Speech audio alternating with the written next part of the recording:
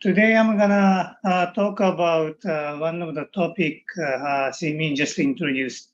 This is related to the nuclear reaction, but in the background of the work is actually related to the large amplitude collective motion. So we have been working on this large amplitude motion, collective motion for a long period of time.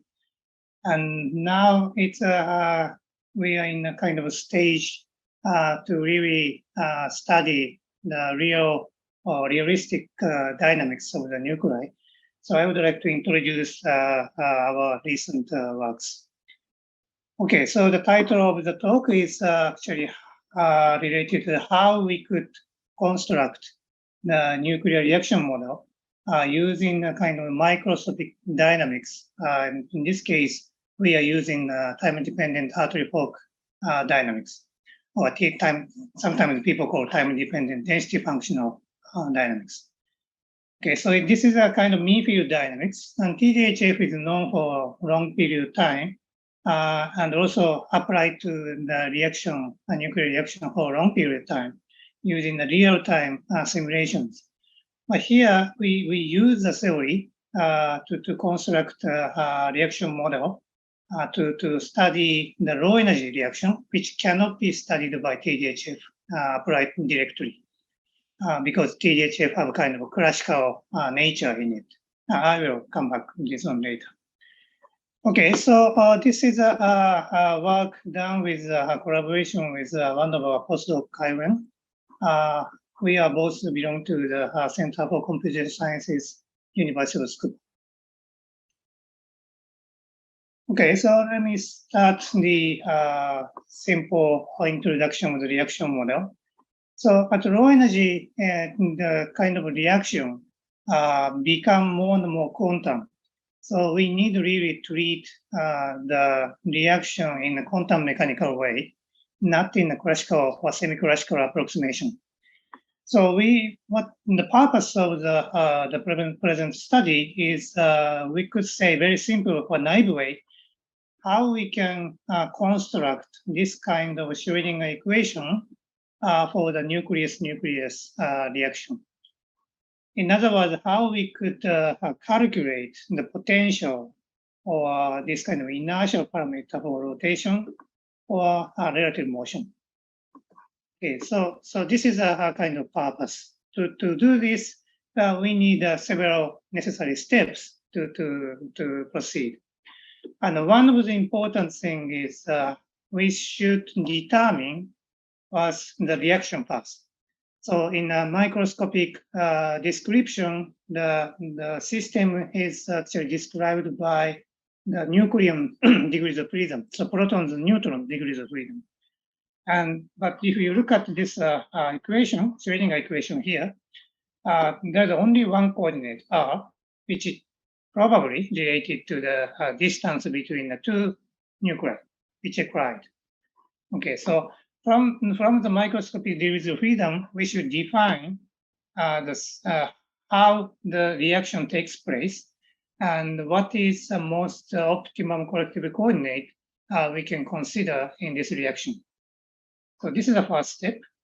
And the next step is calculate those quantities. One is the potential as a function of the coordinate, collective coordinate r, capital R here. And also, a more important thing is actually mass parameter related to this. So inertial mass with respect to the coordinate capital R, which is mr here. And also, if the system or reaction takes place in the finite angular momentum, we also need the moment of inertia.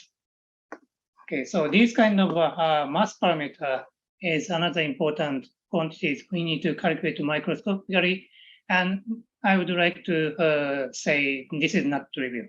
I can show you immediately later after this introduction. Okay. By the way, you can interrupt me anytime to make a question or whatever. Okay. So this is just an illustration of how the nucleus-nucleus collision will take place in a very schematic way of showing.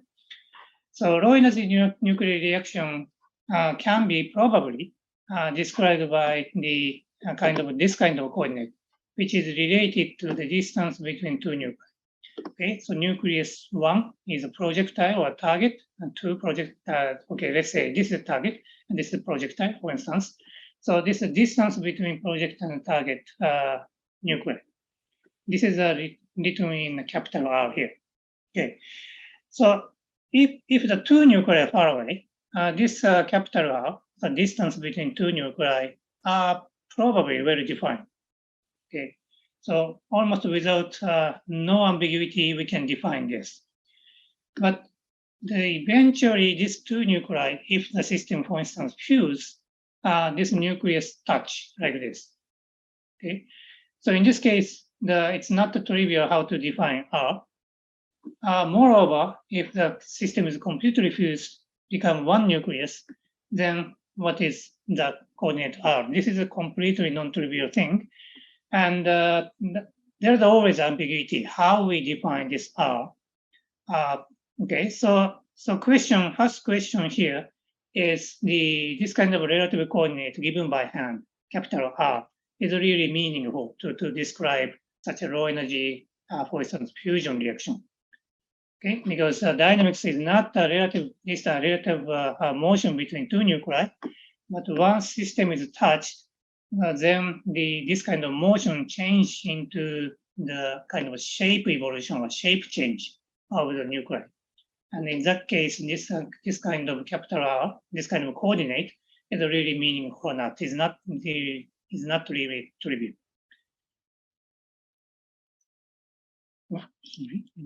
Yeah.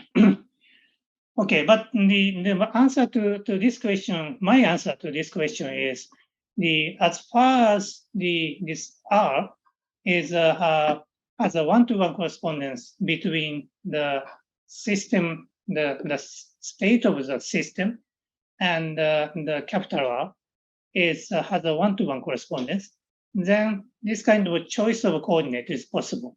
So in fact, the coordinate is somehow arbitrarily chosen. You can choose any coordinate arbitrarily as far as the state of the system and your coordinate, your choice of the coordinate has a one-to-one correspondence. This is simply the choice of the coordinate. So you could do as right as you can. Okay, but the point is, if you choose some coordinate which is not really best coordinate of the system evolution, in that case, this choice influences very much the inertial mass. So the inertial mass is actually depend on your choice of the coordinate. That is one message I would like to tell you. Okay, and whether your calculation with inertial mass is correct or not, you could check in a kind of asymptotic, well-known region. For instance, two nuclei are far away. Your mass parameter here should correspond to the reduced mass of these two nuclei colliding. Okay, or the rotational inertial mass, moment of inertia, should be also becoming such kind of reduced mass moment of inertia, point particle moment of inertia, which is actually used in many macroscopic reaction model. Okay, so in the asymptotic region, this is a kind of non-proper mass we know. Okay, and this is these quantity can be checked with your calculation of the mass, reproduce these asymptotic masses or not. Okay, so let me first show you a simple example. So this is actually demonstrate these sentences. So the choice of coordinate R influences the inertial mass. Okay, so this system, we just think about one particle, point particle moving along this dashed line. So coordinate lowercase x. Okay, so the particle is moving along this. And for just the simplicity, we just ignore the potential. So the Lagrangian is given by simply like this. Okay. Now you make a kind of a transformation with the coordinate to this capital X, which is deviated from the lowercase x by angle theta. Okay, so you simply choose this capital X as your choice of the coordinate, and you're looking at the motion of the particle as a function of this capital X. And of course, there's a one-to-one correspondence. If you choose one of the point on this lowercase and this dashed line, you could make 1 point corresponding to 1 point on this solid line, capital X coordinate. Okay, so there's a one-to-one correspondence. Okay, so you can describe the system, the motion of the particle as a function of this capital X. Okay, now what is Lagrangian for this coordinate, capital X? If you simply make a change from lowercase to capital X like this, so x dot to capital X dot, then this is describing the wrong dynamics. Oh, sorry, just a moment.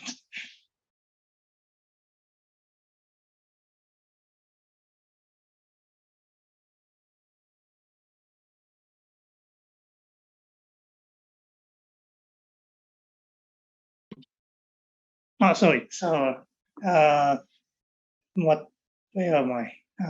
Yeah. So if you simply replace lowercase to capital X like this, okay, then this is give you the wrong answer. Okay. What you have to do is a coordinate transformation like this. In this case, this is simply the cosine x, cosine theta is multiplied like this. So if you do this, you could get a correct answer like this. But in this case, if you take a coordinate x, capital X as a coordinate, you have a different mass, inertial mass.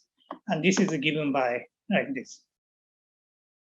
So this is inertial mass divided by cosine theta square.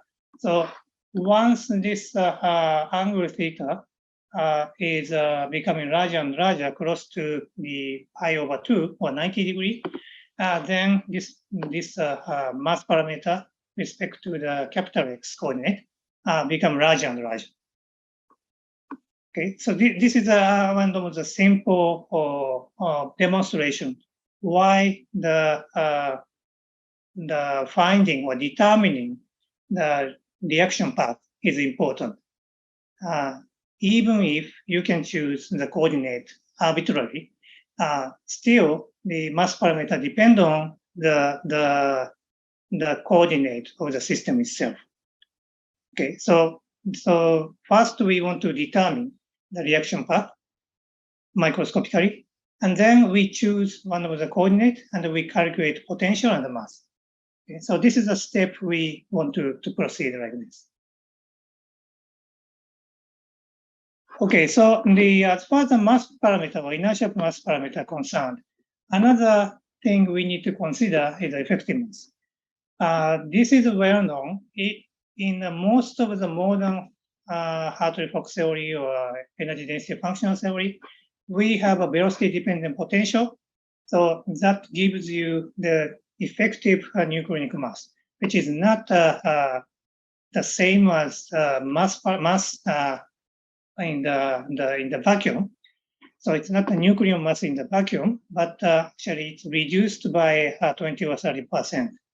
So this effective mass is something like 0.7 to 0.8. This is a kind of common choice of our nuclear energy density functional in the current situation. Okay, so the question here is, does this affect the inertial mass of the nuclear reaction? Because microscopically, this kind of nuclear effective mass is taking place in the particle motion inside the potential, mean field potential. So in the case of the corrective motion, how this effective mass affects the inertial mass? That is another question. More precisely, whether this kind of calculated mass parameter is reduced by the factor of this effectiveness or not. that is another question we should consider. Okay, so let me introduce the simple energy density functional we adopt here in this study and to attack such questions. So we pick up a BKN energy functional, and this is the energy density functional is written like this. Okay, so this is the kinetic energy part, and here it's a potential energy part of the attractive zero range potential. This is a repulsive kind of simulating a 3-body repulsive, and this part is actually finite range Yukawa type interaction. So this kind of finite range attractive interactions, and we also put in the Coulomb here. Okay, so this is a kind of energy density functional we adopted. Parameters are all given in this paper. Okay. Now, in this case, there is no velocity dependence in Hartree-Fock potential. So this is the Hartree-Fock Hamiltonian. Is written like this, and this m star effective mass is actually exactly same as the bare mass. So there's no effective mass in the original BKN functional. So to study the effective mass, we add one term here, which is related rho tau minus j square. Tau is a kinetic density, and j is this is a current density. Okay, so putting this B3 part of the energy density functional, we got the effective mass after the nucleon mass changed to the effective mass, and there are some additional potential in the Hartree-Fock potential. Okay, and if we take a V3 equal to 0, effective mass is nothing but bare mass. If we take a B3 to positive, then we got a smaller effective mass. So we can change this B3 parameter to control the effective mass. Okay, so this is our starting model or energy density function. Okay, so first I show you the well-known cranking formula, which is written in many textbooks of nuclear physics, like Ringshirk or other textbook. You can find this kind of formula for the cranking mass formula for the collective motion. And if you choose one of the coordinate, collective coordinate, you could calculate the mass parameter like this. This is proposed by Ingrid many years ago, and still it's a very common or popular choice of the calculation because this is really easy to calculate. Okay, so now here I show you the two cranking mass, inertial mass, for the well-known collective motion. One in the left part, this is a inertial mass of the translation of the total nucleus. So here I take alpha particle, one alpha particle, and we move this alpha particle in space. Okay, so in this case, collective coordinate is nothing but the center mass of the alpha particle. Okay, so in that case, the mass parameter, cranking mass formula, can be calculated in this way. Okay, so just put in a momentum operator, and then a whole state and the particle state, and calculating this way. This is a cranking formula. Now, this formula actually gives you exactly 4 times the nucleon mass when there is no effective mass. Okay, so if B3 parameter I showed you previously, if I choose it 0, then the cranking formula gives you the correct mass. Okay, so this is 4 times nucleon mass. This is that should be. Okay. Now, if you change the B3 parameter to increase to 20, 40, blah, blah, blah, and going to say something like 100 MeV femtometer to the fifth, then actually situation changes. The cranking formula calculation gives you this green line, green dashed line. So this is reduced to something like 4 to 3.2. So something like 30% of decrease, 20% of the decrease happening in this the finite B3 case. Okay, and this is exactly attributed to the effectiveness. If you calculate the average effective mass of this system and multiply by factor 4, then this is the blue line. And you can see these two lines almost exactly matches. So cranking formula is actually following the effective mass. Okay, but we know the total mass of the system is always 4 times of nucleon mass, whatever the effective mass of the nucleon is. So this is the kind of long one. So this should be just a straight line, horizontal straight line, like this. If the calculation of the mass properly take into account the dynamics itself. Okay, so this figure shows you the cranking mass actually fails to describe collective dynamics properly. The same happening here in the case of relative motion. So here I put the 2 alpha particles far away, something like 8 femtometer away, apart. Okay, and take a coordinate distance between 2 particles, and then calculate the cranking mass like this. Again, the cranking mass gives you almost the correct answer in a case of B3 equals 0. There is no effective mass. But if you increase the B3 parameter to introduce the effective mass of the system, that follows like this. So again, it's the same as the total mass. The cranking mass fails to reproduce the reduced mass, which is 2 times nuclear mass in this case. Okay, so this is a problem with the cranking formula, which is still very popular, but actually it is known to have a problem like this.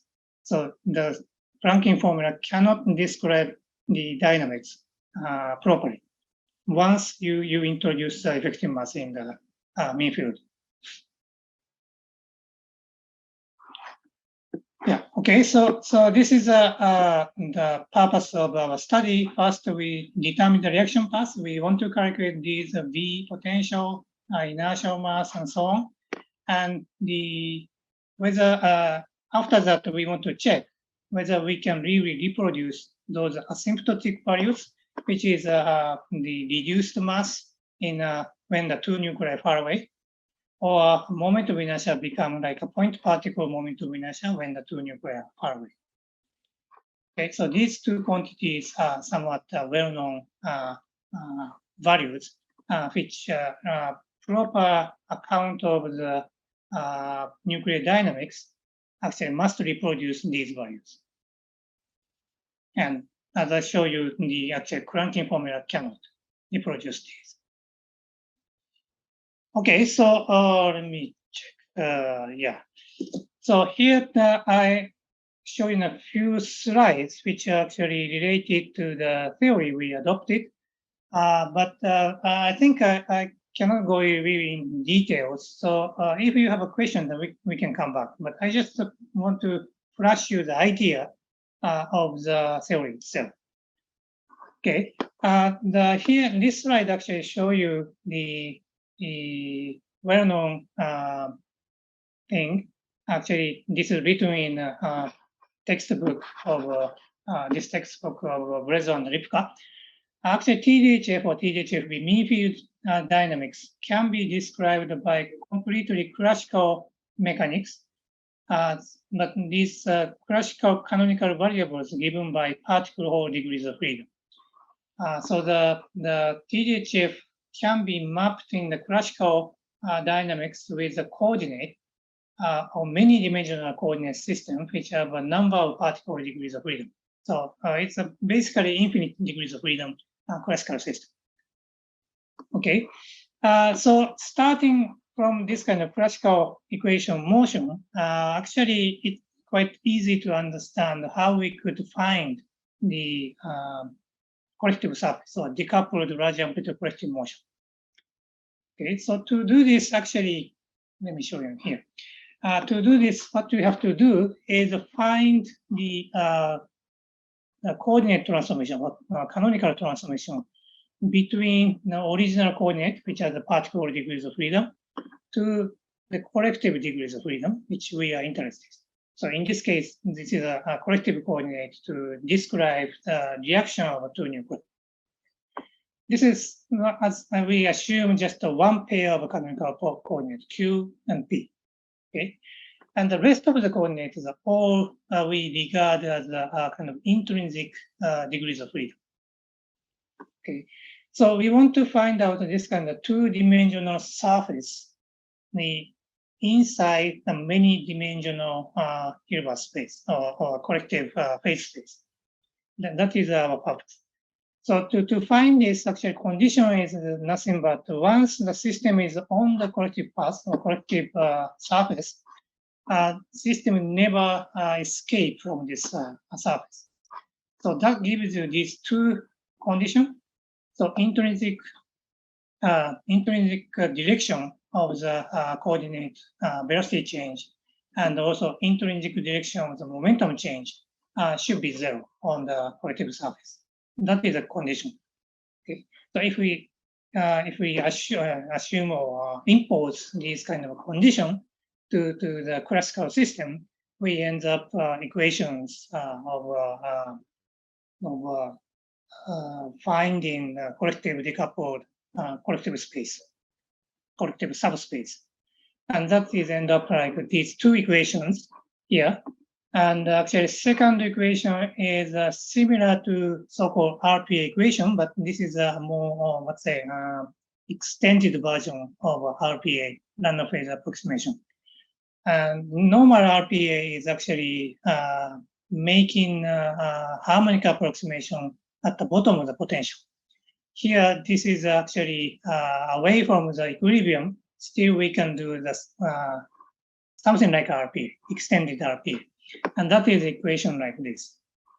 Okay, and if we solve this second equation, we find out this quantity. So this is dq d xi something.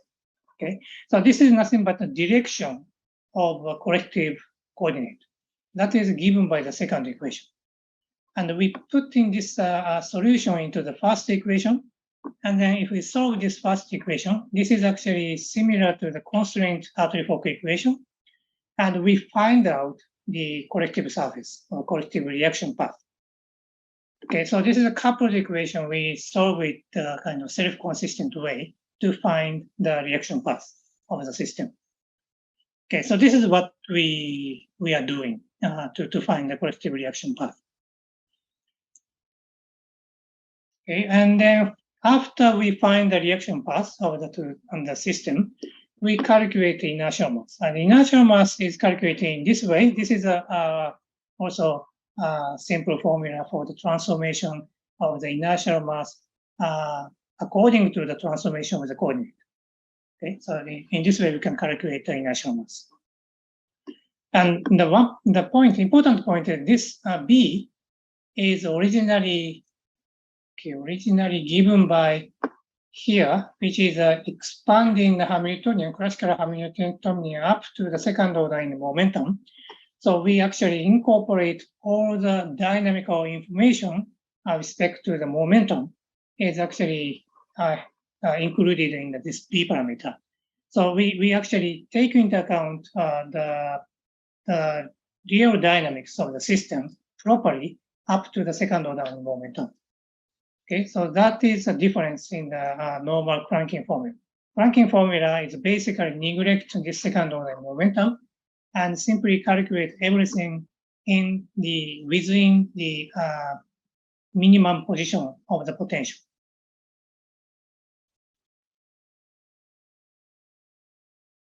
Okay, so let me show you how we can calculate those quantities.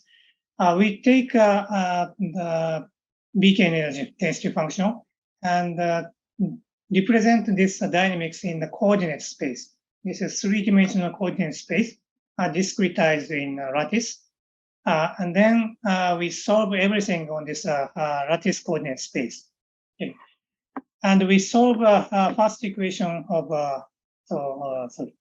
say first equation called moving mean field equation, second one moving RPA equation.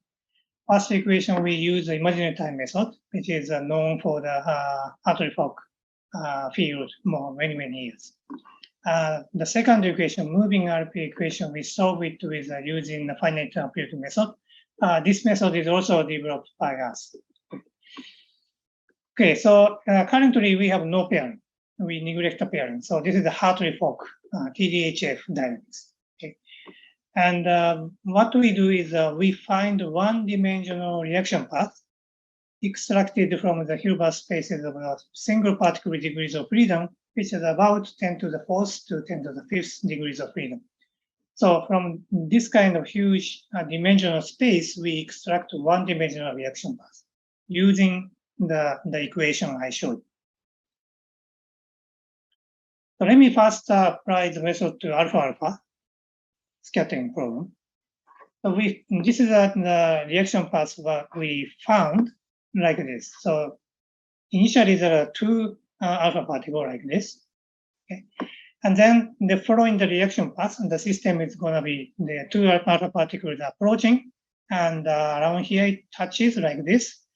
Yeah, maybe so somewhere around here there is a Coulomb barrier. And then after that, the system touches, and then going more deeper, and eventually become two alpha attached like this, and this is gives you the minimum of the potential. Okay, so this is a kind of equilibrium state. Okay, so this is a potential calculated on the reaction path like this, and this is shown as a function of r, which is the distance between two nuclei. Okay, so as I said initially, the ambiguity exists to define R. So in this case, we define capital R as the following. So we put the kind of a separation plane in the middle, the 4 particles in the right, 4 particles in the left. Okay. So for instance, in this case, there's a a separation plane in the middle like this. And in this space, there are 4 particles. In this space, there are 4 particles. And even if the two nuclei touch like this, we put the separation plane like this and make a system 4 particles exist in the left and the right. Okay, and calculate the center mass of the left system and the right system, and then just calculate the distance between these two center mass. That gives you R. Okay, so that's the definition choice of our R, and we plot the potential as a function of R like this. Okay.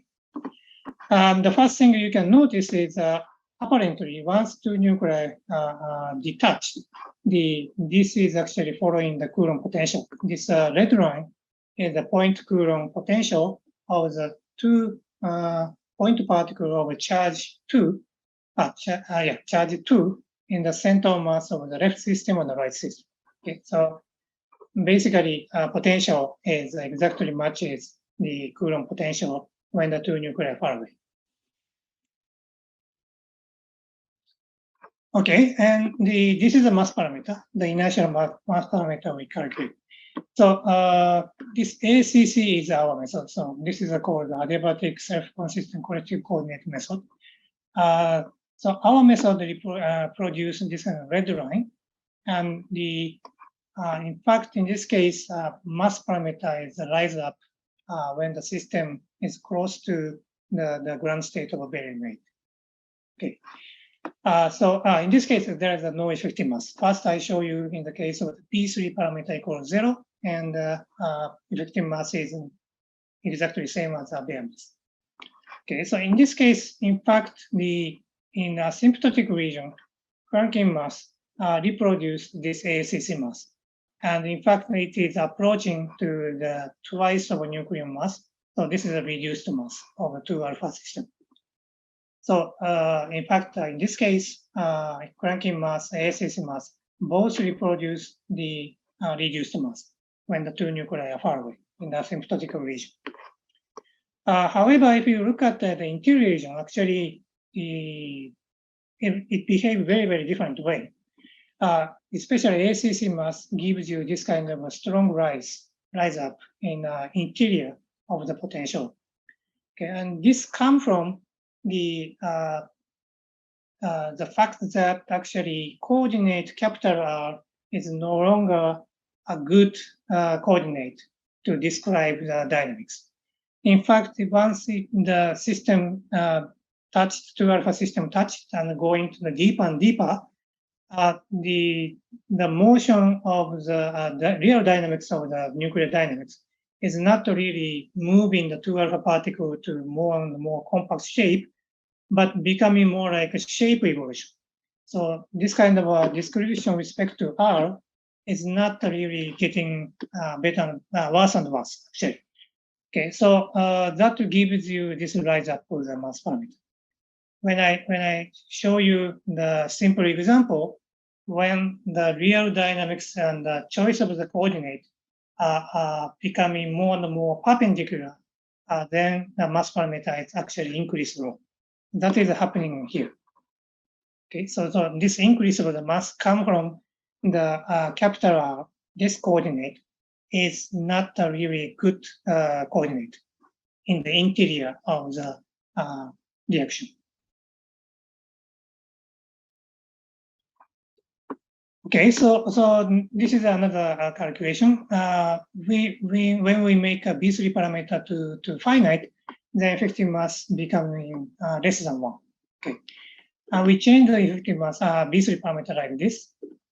So red one is a bare mass. Okay, green one is a slightly smaller effective mass, and blue one is the smallest effective mass among this.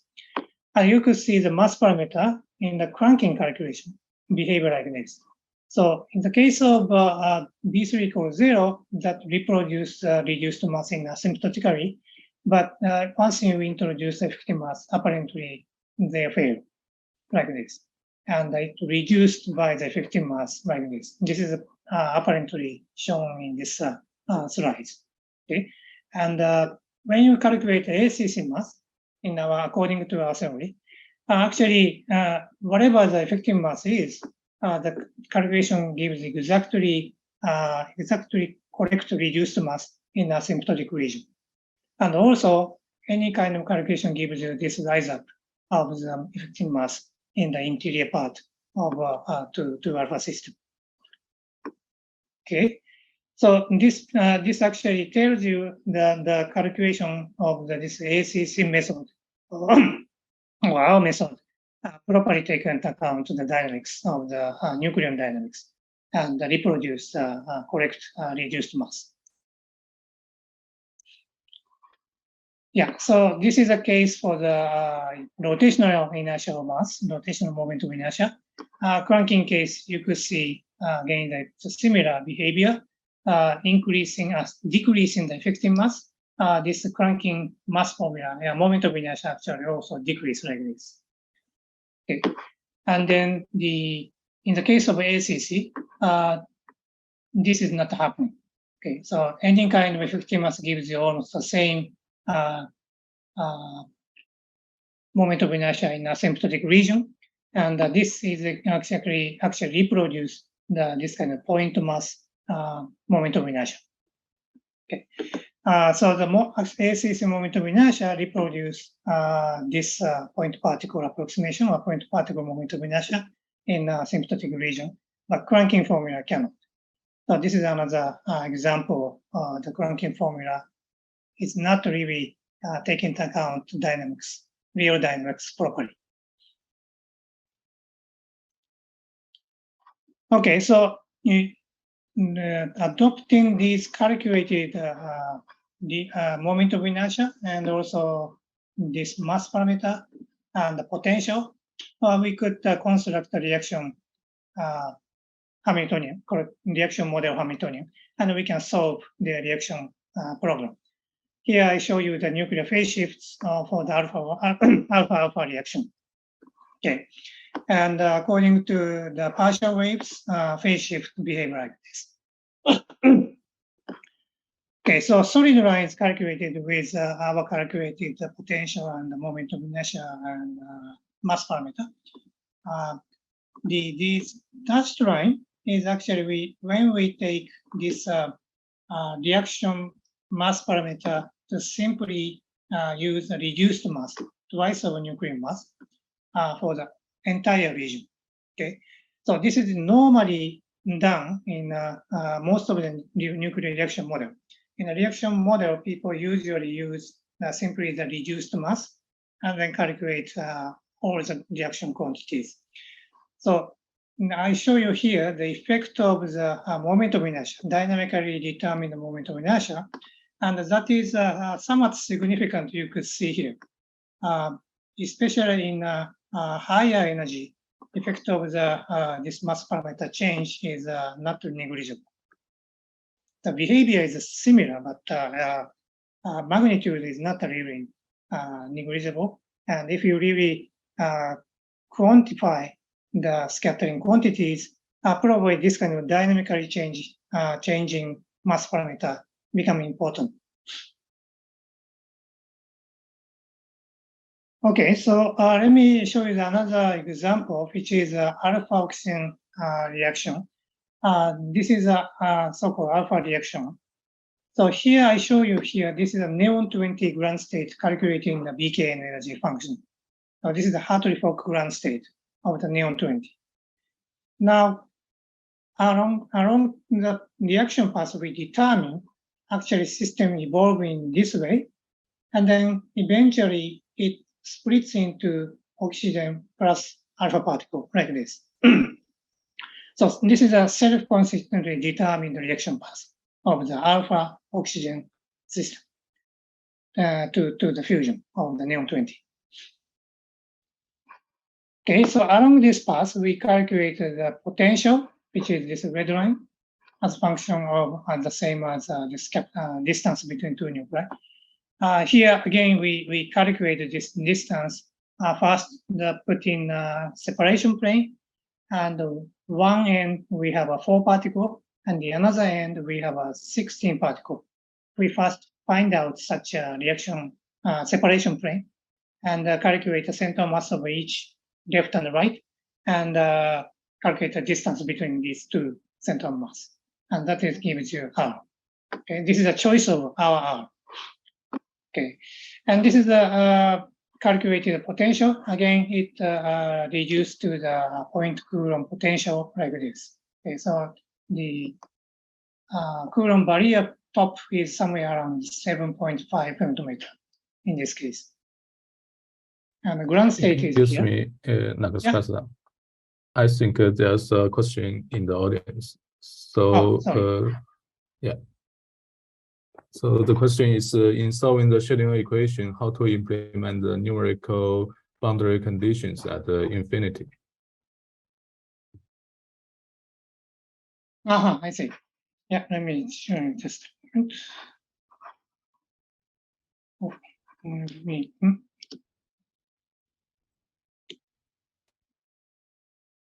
Yeah.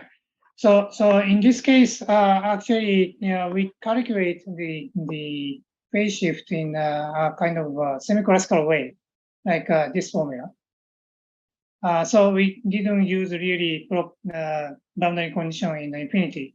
But normally, if you calculate the phase shift, usually we put outgoing boundary condition in R to infinity to solve the Schrödinger equation. This is a one-dimensional radial coordinate Schrödinger equation, so it's somewhat easy to solve. Is it answering the question? Yes, thank you. Thank you. Yeah, okay.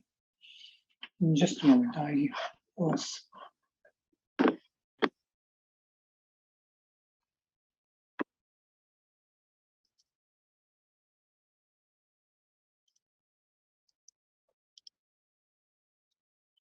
Yeah. Okay. Yeah. So around that reaction path, we calculate potential, and the next we calculate this inertial mass. And then again, our inertial mass doesn't depend on the choice of the B3 parameter, which means even if the effective mass is getting smaller and smaller in a asymptotic region, that gives you the exactly the reduced mass. In this case, this is a 3.2 times nuclear mass. Okay, And the interior part again, actually inertial mass is increasing again like this. So this is also related to the deviation of the nuclear motion from the coordinate capital R.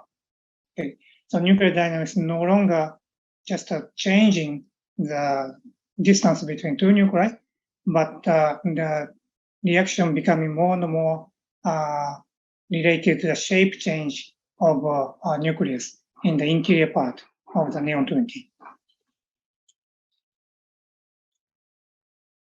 Okay, so this is the moment of inertia, calculated moment of inertia. In the case of there's no effective mass. Okay. In this case, that behave like this. This is the red line is our results. And in this case, the cranking calculation is also gives you very similar results. This is a purple or magenta dashed line is a cranking formula. And these two are quite similar in this case. Okay. But the one thing we want to say is that these quantities are very different from the rigid body value. This is somewhat surprising. In the we know if you look at the textbook, say Moore-Motson textbook, in the textbook they show the example of harmonic oscillator potential, and they calculate the inertia, moment of inertia for the deformed nucleus. And important point is that gives you the rigid body value, that reproduce the rigid body value. And that is one very significant feature of the nucleus without pairing. Okay, and this is in fact it's true if you look at the ground state of neon-20, which is around here. Okay, here our calculation is quite similar to the rigid body value. Okay, but once system is evolved to deform more and more and separate into the two particles, actually rigid body value behave like this. You could imagine if the system is more deformed, moment of inertia become more and more bigger, larger like this. But the calculated moment of inertia behave like this. In fact, it starts to decrease even if the system deformation become larger. And then it reaches to the this point moment of inertia or reduced moment of inertia. Okay, this is this moment of inertia given by approximating these two nuclei into the point particle, and all the center, all the mass actually concentrated into these 2 points. Okay, then that gives you this green line.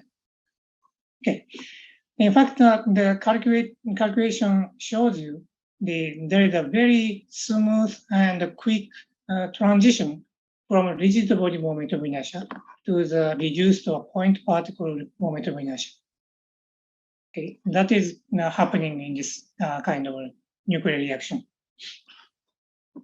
Okay, and then let me show you another case of the effective mass is present. In this case, cranking formula, which is given by this dashed line, is different from this red line, our calculation, and it cannot reproduce the point particle or point particle approximation of the rigid body. Moment of inertia. So it cannot reproduce the asymptotic value of the moment of inertia, and also it cannot reproduce the rigid body moment of inertia in the ground state either. Okay. So, however, our calculation gives you almost the same as previous case, rigid body value in the ground state, and then quickly change into the point particle moment of inertia in asymptotic region. And this is very different from the both of the rigid body moment of inertia, behavior of rigid body, and behavior of this reduced moment of inertia. Okay, so the dynamics is prefer to have such kind of change of the moment of inertia, which is a transition from the rigid body to the point particle moment of inertia. That is we found in this calculation. Okay, now we use those obtained value to calculate the reaction rate or fusion rate of the oxygen and alpha which are supposed to be taking place in a very giant star in the universe. Okay, and this is related to the synthesis of neon 20 in the center of the very large star. Okay, and then we show here the so-called S factor, astrophysical S factor, which is related to fusion cross-section like this. Okay, and the Coulomb penetration factor is actually factored out to make it easy to plot, in fact. Okay, so this astrophysical X factor as a function of energy behave like this. Our calculation is this red line.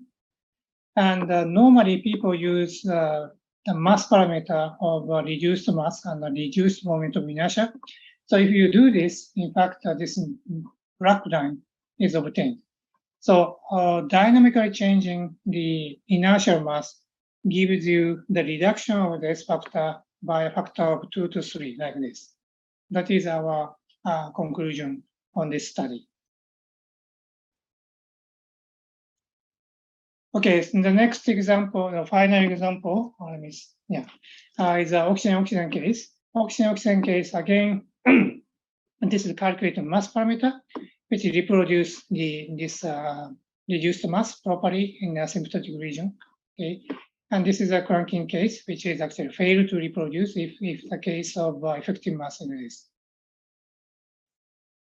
This is the moment of inertia, calculated moment of inertia. Cranking mass again fails to reproduce a point or reduced moment of inertia, but our moment of inertia reproduced on the transition from a rigid body value in the ground state of sulfur 32 into the point particle approximation of the moment of inertia. There is a smooth change, transition from rigid body to reduced moment of inertia like this. It's similar to the alpha oxygen case. Again, here the calculation of the astrophysical S factor, and you could see if you use the normal conventional calculation using reduced mass and also reduced moment of inertia for the total region to calculate astrophysical S factor, then this is a black line, black dashed line is the results we obtain. If we use the self-consistently determined mass parameter and then moment of inertia, then this red line is the calculated result. And you could see in this case, there's a huge reduction in a very, very low energy. For instance, here you have almost a 2 order magnitude reduction of the S factor like this. So our calculation actually suggests the dynamical change of the mass parameter could result in a very strong reduction of the fusion probability. Okay, so let me summarize my talk here. So I show you some example of a study of the determining the nuclear reaction path self-consistently according to the TDDFT dynamics. And our message is reaction path actually affects the moment inertial mass. Mass parameter with respect to the coordinate of 2 alpha, 2 particle, and also the moment of inertia. And effective mass effect is actually cancelled, exactly cancelled by the residual effect, which is taken into account our calculation. But Planck formula, which is more prevalently or more popularly used in the world, this Planck formula fails to do this. So once the system or the dynamical TDDFT calculation is having an effective mass effect, then Planck formula is not really trustful. You should use some more trustful way of calculation of the inertial mass. Otherwise, you could end up the wrong asymptotic values. Okay. Another thing here, I didn't stress much, but the moment of inertia in spherical nuclei is vanishing. This is known fact. In the quantum system, the spherical nuclei cannot rotate, and the moment of inertia vanish. Okay, this is a purely quantum effect. It's not happening in the classical system, but in quantum mechanics, this happens. And this fact is taken into account. That is one of our findings, which is actually, let me see here, for instance, okay. Okay, so once the system is separating the two particles, in this case, say, oh, sorry, this is a sulfur 32. So this is not a 4M, this is a 16M, 16M, oxygen, oxygen, okay. But both oxygen nuclei are spherical. Okay, so both of the two oxygen nuclei are spherical. So each particle have no moment of inertia with respect to the center of mass. Okay, so this is the reason why we got the point particle moment of inertia here. This is a purely quantum effect. Why it reduced from the rigid body moment of inertia to the point particle moment of inertia. This is because the 2 alpha or alpha oxygen in this in both cases, the separated fragments are spherical nuclei, and spherical nuclei have no moment of inertia with respect to the center of mass of each fragment. Okay, and only this point particle moment of inertia survives. And that effect is taken into account. So this kind of quantum effect is properly taken into account in our calculation. And finally, I showed you the astrophysical S factor, which is reduced. Sometimes it could be reduced very significantly due to the effect of the dynamical mass parameter effect. That is what I want to tell you here. Thank you very much. Thank you, Nakatsukasa-san. Thank you for the very nice talk, which offers us a microscopic way to describe a nuclear reaction. So I think now is question time. So if anyone in the audience have a question, please raise your hand or unmute yourself. Okay, first, Zhao Zhao, please. Yeah, thank you very much for the very nice talk. I have a question about, during your talk, in my understanding, you described this head-on-head collision, right? So there's no impact parameter b equal to 0 here. And then I have several questions related to this point. So first of all, for the S factor, we know that in experiments or in reality, there are not only head-to-head collision, but also with finite impact parameter. So what would be the effects for those? So,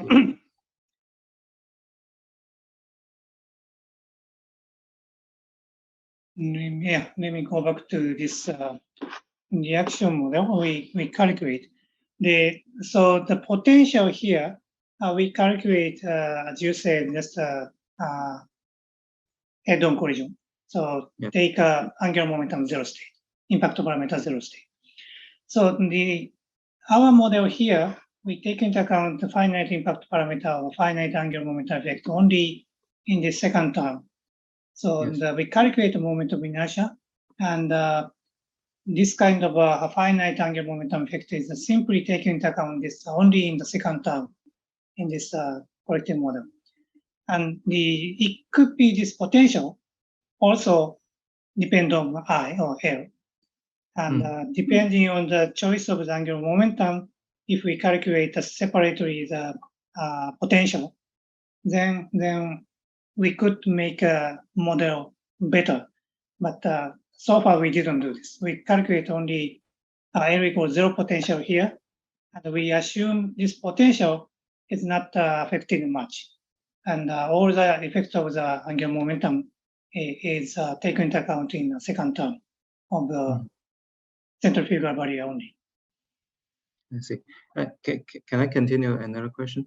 So in this study, you use a one-dimensional space, right? So one momentum and one coordinate. If we would like to extend this scheme to like a two-dimensional cases, is it straightforward, or it will become extremely difficult from the computational point? Okay, it is straightforward in theory point. Yes. But not trivial in the numerical point of view. I would like to say that. we try to do two-dimensional case before in a more schematic model. And in that case, we could do this. But in fact, it's not even in a schematic model. It's really tough to find out self-consistent reaction path, not the path, in that case, reaction plane. And so this is a not trivial thing, but in theoretical point of view, it is trivial, but numerical point of view, it is really difficult. Yeah, we have to say that. Okay, yeah, thank you very much.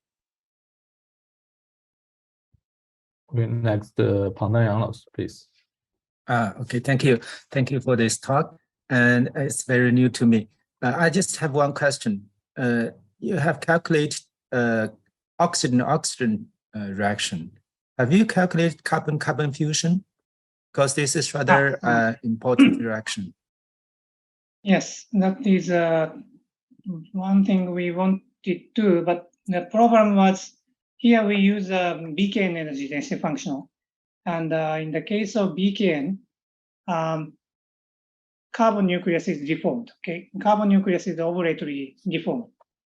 So, so far we adopted intentionally the simplest case, which is a spherical nucleus, spherical collision.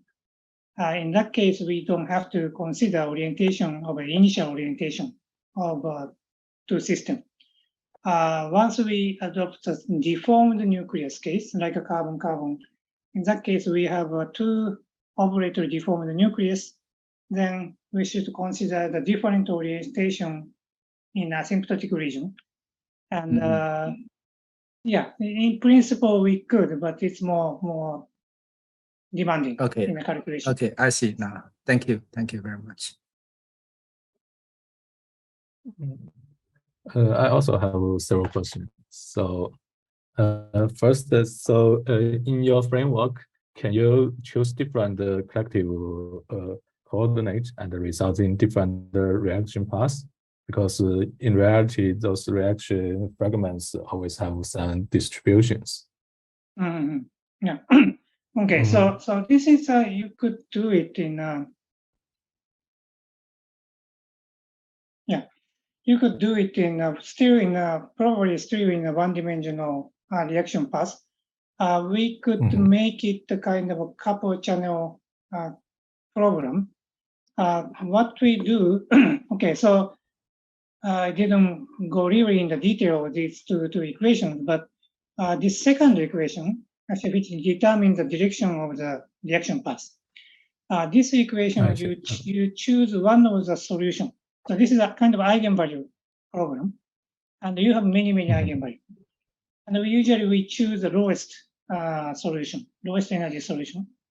Okay, there is a kind of second lowest or third lowest solution, which have a different direction of the reaction path. And if we follow that direction, we got another reaction path. So solving this kind of equations in with several solutions, eigen solutions, we could probably construct a couple channel-like reaction model. And in that case, we could find out kind of distribution of different fragments could happening in that case. That would be useful. My second question is that it's interesting to see in the neon quantum case that during the fusion that the fragment, the momentum of inertia changing from the rigid rotor to a point particle case. So that means that the alpha cluster is not preformed in the nuclei, but during the fusion process it forms. You mean in the asymptotic region we have an alpha particle and oxygen? Yes, but in the original it's like a rigid rotor. So the question is that can you determine whether those cluster is preformed or not? I see. Your initial state is here in the ground state of neon 20. Okay, yeah. So in the ground state of neon-20, actually the calculated shape is like this, like a prolate shape of neon-20. And it's not trivial to identify alpha particle, yes. So alpha particle is more like resolved inside the nucleus in this region. And that gives you the rigid body moment of inertia. And once you start changing the shape, okay, let me show you here. Yeah, for instance, at some point, it's gonna be like a pear-like shape or octopole-like shape. Then it starts to kind of alpha particles start to emerge during the evolutions, and eventually it's separated into the alpha and oxygen. So in this calculation, actually, the neon-20 ground state alpha particle resolve inside the nucleus, and then but still neon-20 have a kind of octapole vibrational mode in a very low energy, and that is a kind of a seed of a creation of alpha particle, and that will create alpha particle when you follow that mode, octapole mode, and that will lead to the separation of alpha and oxygen. Yeah, that is the results of our study. Yeah, thank you very much. I think Ma Guoliang also have a question, please. Thank you, Professor, for your nice talk. I'm in different mood from you. Could you kindly explain what is the inertial mass? Why the inertial mass is important for the nuclear reaction? Thank you. Sorry, could you repeat again? I couldn't catch. Could you explain what is the inertial mass and why the inertial mass is important for the nuclear reaction? Okay. So why inertial mass is important? That is a question, right? And what is the inertial mass? What is inertial mass? Okay.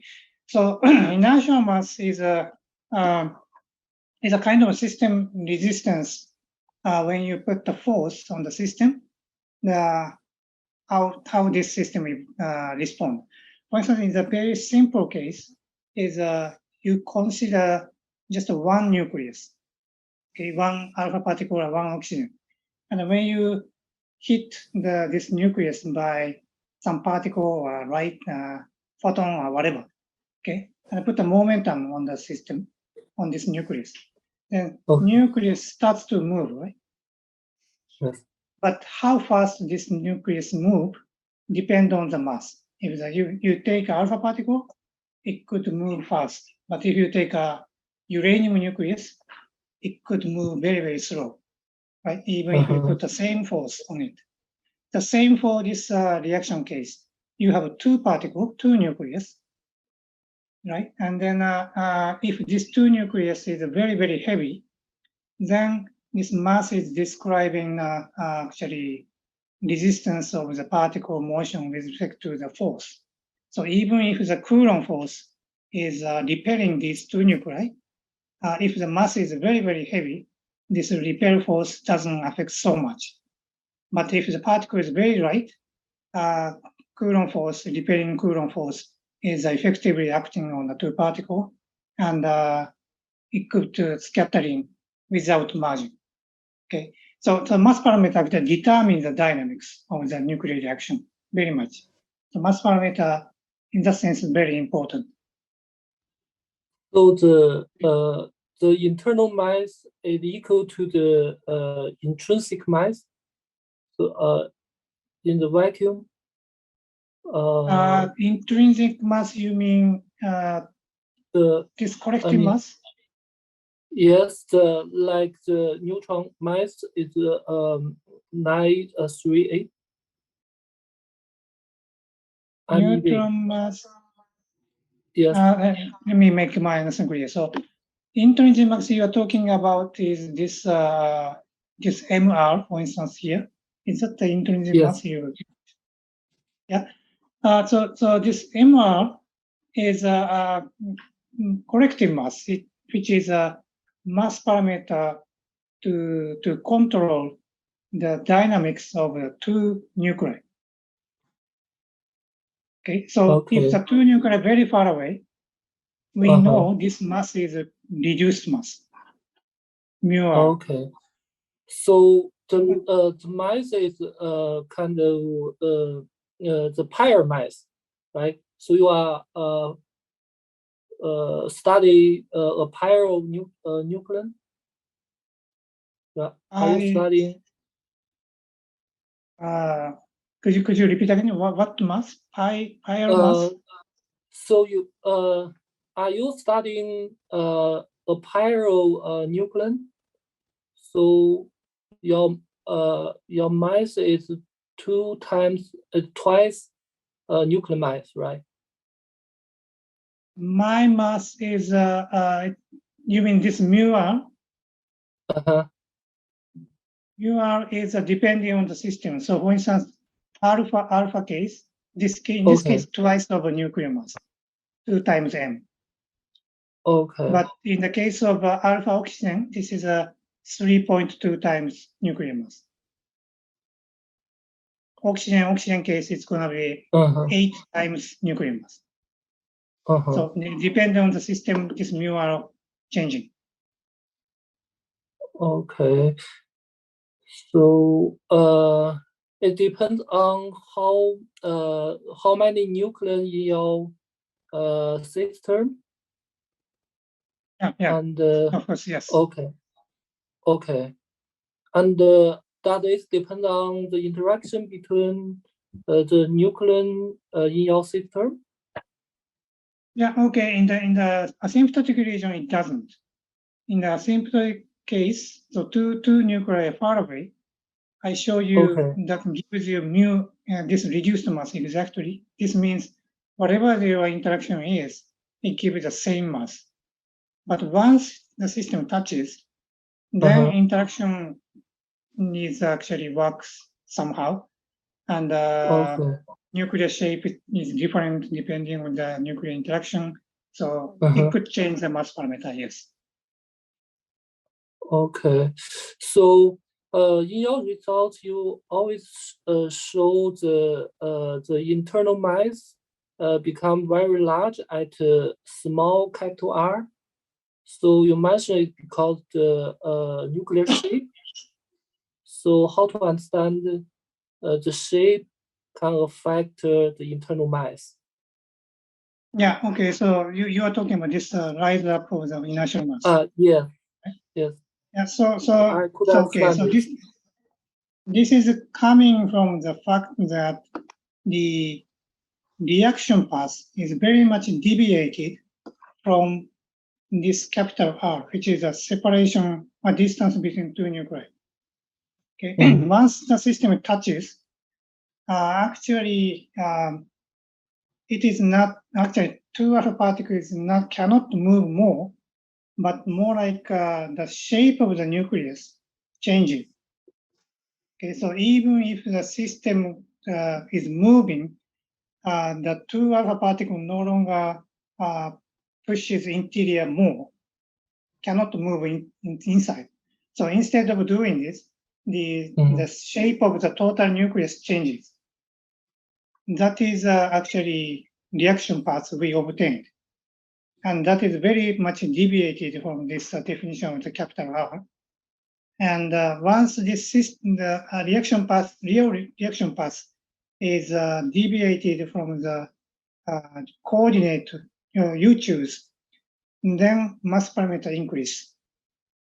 That is, I showed in this simple example here. Okay, so okay, two alpha particles moving along this dashed line, but we are looking at the system, measure the system along this capital X coordinate. And if these two coordinates are becoming more and more orthogonal, then mass parameter becoming more larger and larger. So that is a reason why the mass parameter in the interior part of the reaction is really increasing like that.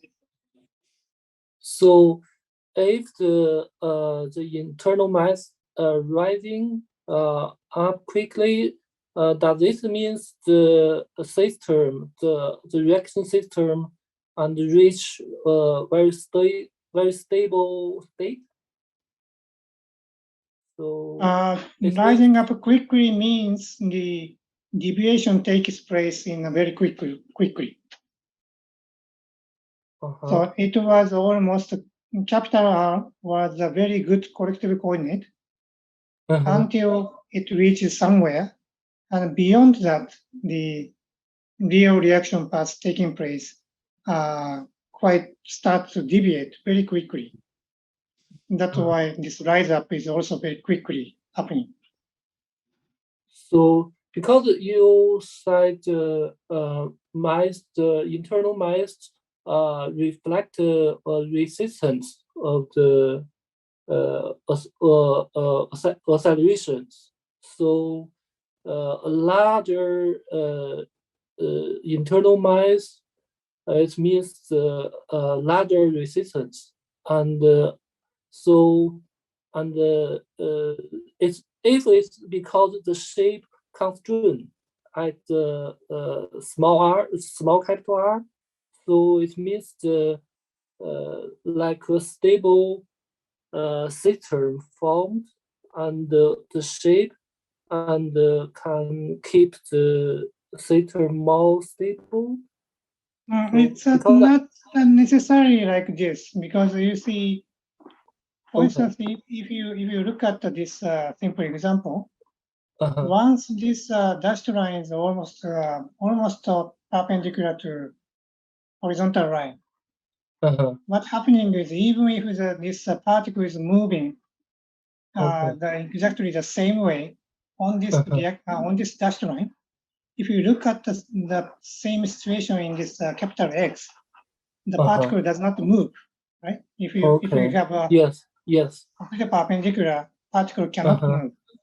That means that this kind of system, this kind of fact is reproduced or described by the increase of the mass. So increase of mass cannot necessarily be. I see. So it's a kind of the system. Yes, it depends on the choice of your coordinate frame, right? Yes, that's what my message. So if you choose the bad coordinate, the mass parameter should be very large. Okay. So what's the best choice of the frame? You mean the best choice of the coordinate? Yes. Yeah, that is we obtained, in fact, but let me see. Yeah, when you solve this equation, you obtain this QP, pair of canonical variables. Okay, this is given in the microscopic description. Okay, we know Q and P, how this nucleus really moving, or how these reaction taking place in a microscopic viewpoint. But this is obtained, but this QP is completely, it's microscopically given, but it's not intuitively understandable. So giving you the intuitive understanding, we just take one of the kind of well-known coordinate, which is a distance between two particles, and map the system on this, and then describe the reaction like that. But originally we got this coordinate, so we can describe, if you want real best collective coordinate, this QP is that one. Okay. Thanks a lot for your the detailed explaining. Okay, thank you very much. Yeah. So we also have Chen Jibo laos, please. Okay, thank you, Professor Nakatsukasa, for very nice talk. So my question is, on these pages, you have to solve the so-called moving friend RPA equation and get the solution of the omega squared, right? And my question it is, how does this value omega changes along your reaction path? And also, can we find the experimental data to compare your theoretical results? Okay. So first of all, this omega square is changing along the path, yes. So for instance, you see in the bottom of the potential in the equilibrium position, the equation is actually exactly same as the normal RPA equation. So that gives you the lowest solution of the RPA solution, which is related to this curvature of the potential in roughly speaking. Of course, you have to find out normal coordinate and normal mode, and that might be different from this, but roughly speaking, you could find out this curvature and the mass parameter. That gives you omega. Okay, so omega is positive around here because this curvature is positive. Now, around here, this is going to be 0. And here, you see curvature is becoming negative. So in this region, omega square becomes negative. Okay. And eventually, Coulomb potential is basically like this. So it's going to be positive again. So positive omega square become negative and then become positive. That is the kind of behavior of our omega square, solution of the omega square. Okay? Does it answer to your first question? Yes, yes, yes. And the second one is, compared to experiment data, actually it's not, I would say, it's not significantly good. I would like to, I have to say that.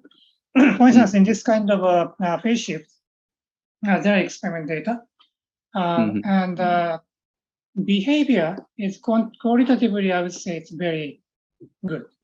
But if you plot this, then quantitatively, it's not magnificent actually. So I didn't put it here, but the behavior of, for instance, S wave and D wave and so on, it's very similar. Qualitatively good, but quantitatively still we have a problem because BKN interaction is very schematic. That is one reason I would say. Okay, and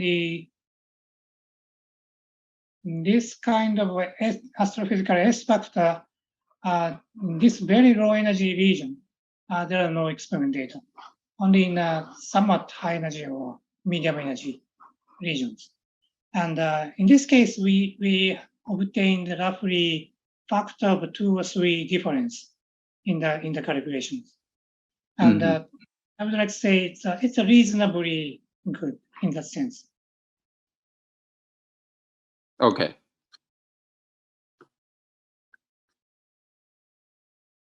So I think